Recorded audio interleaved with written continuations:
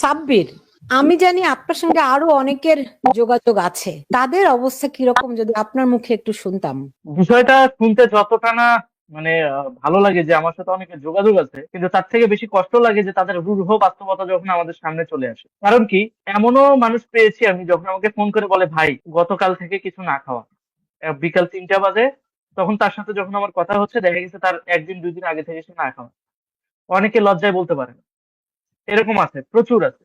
কিন্তু আমার কথা হচ্ছে, এই যে যে ক্যাম্পাস রাজনীতি বন্ধ করার জন্য ছাত্রলীগকে নিষিদ্ধ করা হলো, রীতিমতো প্রজ্ঞাপন জারি করে বলা হলো যে ঢাকা ইউনিভার্সিটি ক্যাম্পাসে কোনো প্রকার ছাত্র রাজনীতি চলবে না, তাহলে এখন রাজনীতি করছে কারা?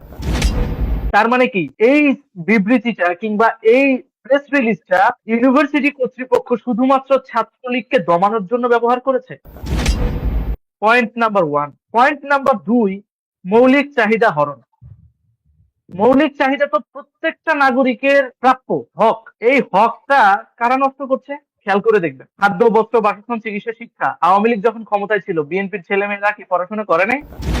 ক্যাম্পাসে কি তারা কথা বলে নাই? আচ্ছা, মানলাম ক্যাম্পাসে ছাত্রলীগ তারা কথা বলতে দেয়নি, ভালো কথা, কিন্তু তারা তো পড়ালেখা করতে পারছে, পারছে তো। তাহলে এই যে 403 জন শিক্ষার্থীকে টার্গেট করে বহিষ্কার করা হলো, তাহলে এই 403 জন ঢাবি শিক্ষার্থীর মৌলিক চাহিদা হরণ করা হলো, তাহলে এটা কি তাদের সঙ্গে এক ধরনের বৈষম্য করা হয়নি?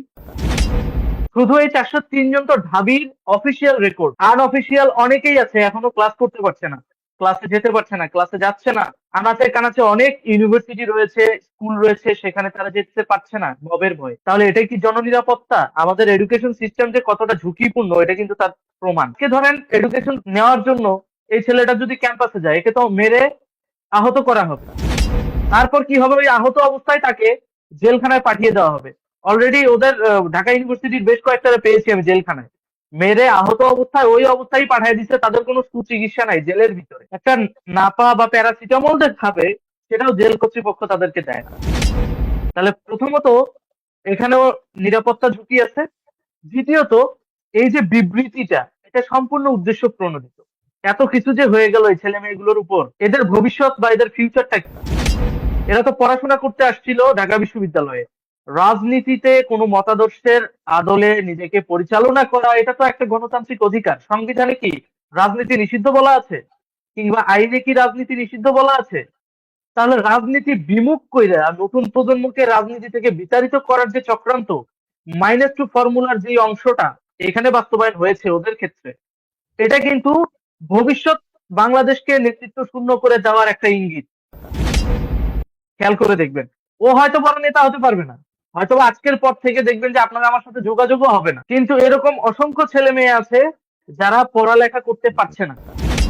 এদের ফিউচারের দায়ভার কে নিবে? ডিপস্টেট নেবে? ইউনূস সরকার নেবে? কিংবা বর্তমান যে সরকার যে মানে রানিং চলতেছে, অন্তর্বর্তীকালীন সরকারের আইন উপদেষ্টা আসিফ নজরুল, সে নেবে? এই আসিফ নজরুল কিন্তু ইন্ডিকেট করে, মানে একেবারে টার্গেট করে করে এই 403 জনের তালিকা দিচ্ছে এবং এই 403 জনকে বহিষ্কার করছে। কারণ এই আসিফ নজরুল খুব ভালো করেই জানে ওর ইউনিভার্সিটিতে কারা কারা ছাত্রলীগ করে এবং কোন কোন ছেলে ছাত্রলীগের ব্যাপারে কট্টর। ব্যাপারগুলো খেয়াল করে দেখবেন, কিন্তু এই ডটগুলো মিলান। আজকে ঢাকা বিশ্ববিদ্যালয়ের একজন প্রতিনিধি তো আছে উপদেষ্টা পরিষদে, তাহলে তারা কেন এই সমস্ত ছেলে মেয়ের লেখাপড়ার নিরাপত্তাটাকে নিশ্চিত করছে না? এর দায়ভার কার? আসিফ নজরুলকে দায় এড়াতে পারে? কিংবা এই যে আপনাদের সকলের প্রিয় মোনামি ম্যাডাম, ন্যাকামি ম্যাডাম, এই ন্যাকামি ম্যাডাম কি এই জিনিসটাকে এড়াতে পারে? এরা কি তার স্টুডেন্ট না? নাকি সেই স্টুডেন্টের মধ্যেও ভেদাভেদ রাজনীতি শুরু করে দিয়েছে? কোনটা?